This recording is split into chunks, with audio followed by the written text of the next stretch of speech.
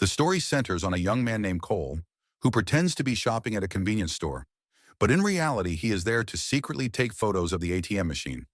Cole is a hacker known as a war driver, the kind of cyber criminal who steals people's data and digital money. And ATM theft is only one of the tricks he uses. He can also drain bank accounts just by exploiting Wi-Fi networks, just like he is doing now. Cole usually drives around the city looking for upscale places with weak internet security. Once he finds one, all he has to do is break into the local Wi-Fi network. This time his target is a fancy restaurant.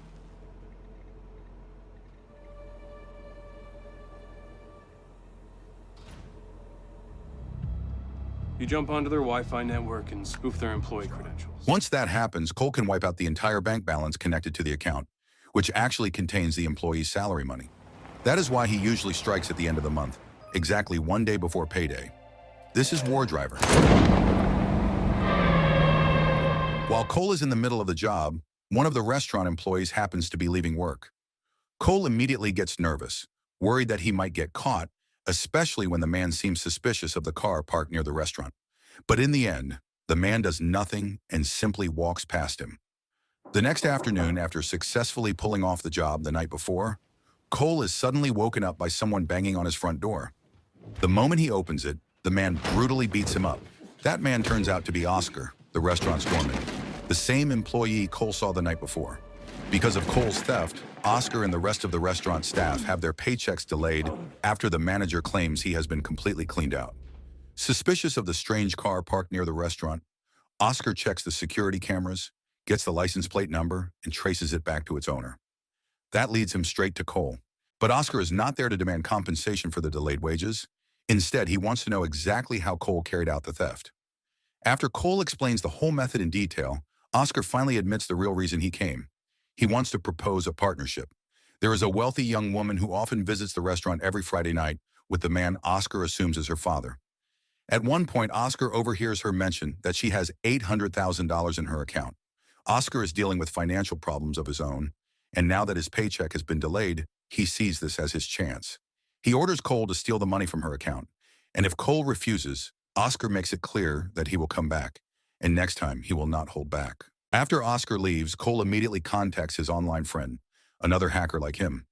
Since this friend is more experienced and has access to more information, Cole asks him to dig into Oscar's background. What they find is even worse than expected.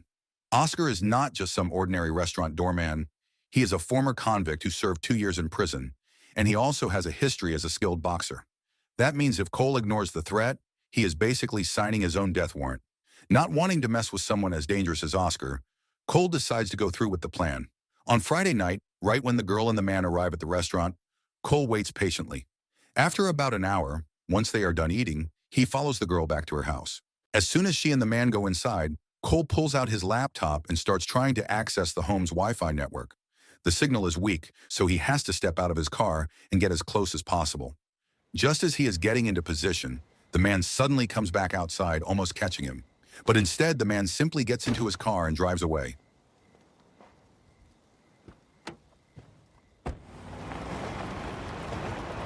With the opportunity clear, Cole finishes the job.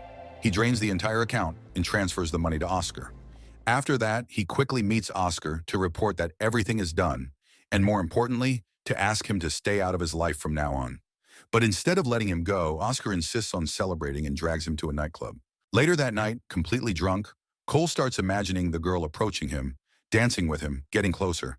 He is not even sure if it is real or just in his head, but something about her stays with him. He cannot stop thinking about her face. Curious, Cole begins digging into her life. He traces her identity, her address, and even hacks into her personal laptop. That is when he finds out her name is Sarah, and the man who is always with her is not her father, but a married man named Mark, someone who keeps Sarah as his mistress. In one of her emails, Sarah talks about the $800,000 that Mark had entrusted to her. The money has suddenly disappeared, and she urgently asks him to come see her. On the night they meet, Cole hacks into her laptop again and watches everything through the camera. Mark is furious. The money does not even belong to him, it belongs to his business clients. Sarah claims she has no idea what happened, but Mark does not believe her. He accuses her of betrayal and stealing the money. Whoever Mark really is, it is clear he is dangerous. He gives her 1 week to return the money or face deadly consequences. Feeling responsible for putting someone's life at risk, Cole goes back to Oscar and explains everything. He asks him to return the money to Sarah, but Oscar has no interest in helping anyone. He refuses without hesitation. With no other option, Cole starts digging deeper into Mark's background. What he finds is far worse than expected. Mark is a lawyer who works for the Mafia. According to his hacker friend, the money likely belongs to them. These are not ordinary criminals.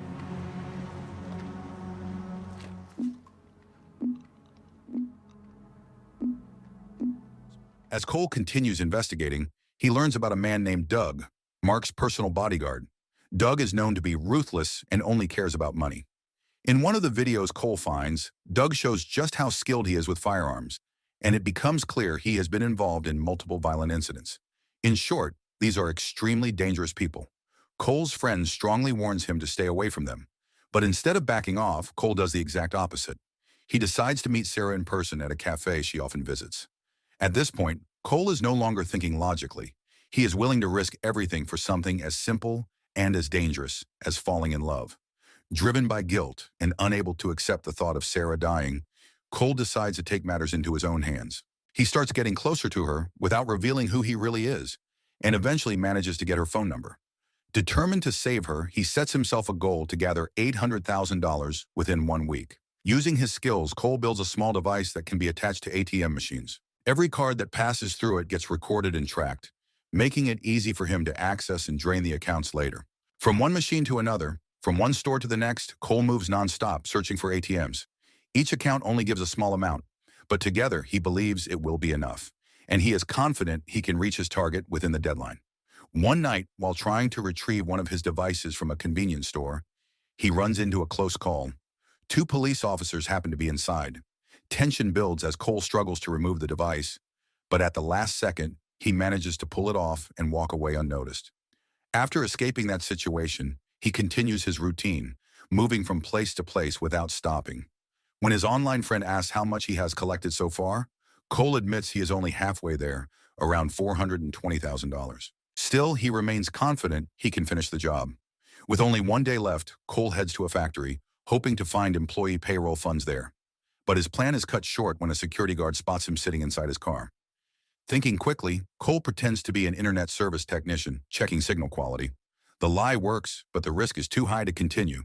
With no other options left, Cole goes to Sarah's house, carrying the $420,000 he has managed to collect. He hopes it will at least help, but as he tries to leave the money in her mailbox, Sarah catches him in the act. With no way out, Cole finally confesses everything, including the fact that he was the one who stole the money. Angry and betrayed, Sarah immediately throws him out. I can break into things like computers and money and... You did this?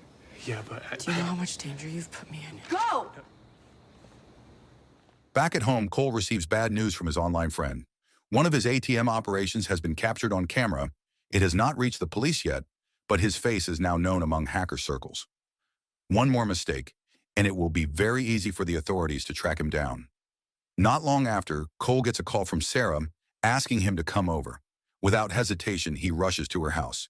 This time, they talk at length, and for the first time, Cole gets what he has been wanting all along, to be close to her. In that moment, he feels happy. So happy that he starts ignoring the dangerous situation he is actually trapped in. As Cole arrives back in his neighborhood, one of his neighbors suddenly approaches him and warns that someone forced their way into his house earlier. Not wanting to involve the police, Cole tells her not to panic. He grabs a baseball bat and carefully steps inside his home. Sure enough, someone attacks him. Cole manages to fight back and knock the person out.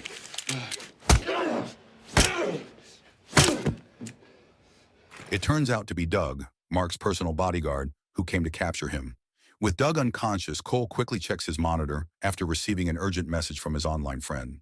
Taking advantage of the situation, he drags Doug to a secluded place to find out how much Mark already knows. From what Doug reveals, Mark still has no idea about Cole or his connection to Sarah, too. Doug was only sent to warn him to stay away and not get involved because Cole has no idea who Sarah really is. But Cole refuses to back down. His feelings for Sarah push him further, and he decides to eliminate Doug to make sure no one else can expose his involvement. After dealing with Doug, Cole goes straight to Sarah and tells her about a new plan to end everything. He comes up with a bold idea: rob the cash stored inside Mark's house. To make it work, he needs Sarah to lure Mark out. And he also needs one more person to help execute the plan. That person is Oscar. Cole and Sarah approach Oscar and invite him into a much bigger scheme, one with a far greater reward, Mark's hidden cash. At first, Oscar is not interested, but the moment he hears how much money's involved, he immediately agrees. The plan begins with Sarah contacting Mark and arranging a meeting at their usual restaurant. She pretends she already has the $800,000, convincing Mark to show up. On the way there, Sarah tries to get closer to him again, acting as if she wants to fix their relationship. She even hands him a check for the full amount, even though it is completely empty. Right before they step out of the car, she secretly takes Mark's phone and passes it to Oscar. Once Oscar has the phone, he quickly connects it to the laptop Cole prepared. At the same time, Cole is already waiting outside Mark's house, ready to act. With access to Mark's phone, Cole is now able to break into the house's system, including unlocking the safe that holds the cash. While Cole works on emptying the safe, Sarah's job is to keep Mark distracted, making sure he does not realize his phone is missing. And just as planned, Cole successfully gets inside the house and finds the safe filled with cash. Right as Cole is stuffing the cash into his bag, Mark suddenly realizes his phone is missing. Oscar quickly steps in, pretending to find the phone on the floor and returning it. The tension rises, and Sarah excuses herself for a moment, and this is where everything changes. The truth is finally revealed. Sarah and Oscar are not strangers working together by chance. They are actually lovers who have been planning this entire scheme from the very beginning. At the same time, Cole nearly gets caught inside the house when Mark's wife and child return unexpectedly. Luckily, he manages to escape just in time. But the moment they notice something is wrong, Mark's wife calls him and tells him their house has been robbed. Suspicion immediately falls on Sarah. As Mark rushes back home, he starts connecting the dots and becomes convinced that she is involved. Without any resistance, Sarah is told to contact Cole and arrange a meeting point. Once the location is set, Cole informs Oscar, and they all end up at an abandoned factory. Now all four of them are finally face to face. Oscar briefly pulls a gun, but Mark quickly takes control of the situation and forces him to drop it, making it clear that Sarah's life is on the line. With the upper hand, Mark leads them deeper into the factory, a place he uses for torture and disposing of his enemies. But before things go any further, Cole steps in and reveals something important. He reminds Mark that he is not just another victim, he has leverage. Before all of this even began, Cole had already gathered records of Mark's crimes and personal data and stored them on his computer. If anything happens to him, all of that information will be automatically sent to the media and the police. That changes everything. Mark can no longer act freely. With Sarah trying to calm the situation, Mark slowly lowers his weapon. But in a sudden turn of events, a shot is fired and Sarah is hit. Oscar immediately rushes at Mark, engaging him in a fight. Despite getting injured, Oscar manages to hold his ground using his combat skills. Meanwhile, Cole stays by Sarah's side as she struggles in her final moments. Before she dies, she asks him to give the money to her younger sibling, who still needs it for school. As she takes her last breath, Cole already knows the truth. This is where another twist comes into play. Earlier, when Doug was unconscious, Cole had seen a message from his online friend. That message revealed Sarah's real identity, including details about her past. And the shocking truth is that Sarah was not innocent at all. She had been involved in crimes before and was known as a skilled con artist. Not long after, Oscar shows up and points a gun at Cole, demanding all the cash. They head to the car, and just as Cole is about to open the trunk, everything changes in an instant. A single shot rings out, and Oscar is taken down by a sniper. The one behind the shot is Doug. The story then shifts back to an earlier moment.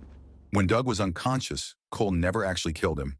Instead, he discovered that Doug had valuable information about Sarah and Oscar. As someone with many connections, Doug had known about their relationship for a long time, but he chose not to tell Mark. From the very beginning, Sarah and Oscar had been working together, planning to drain Mark's wealth. They just did not have the right method.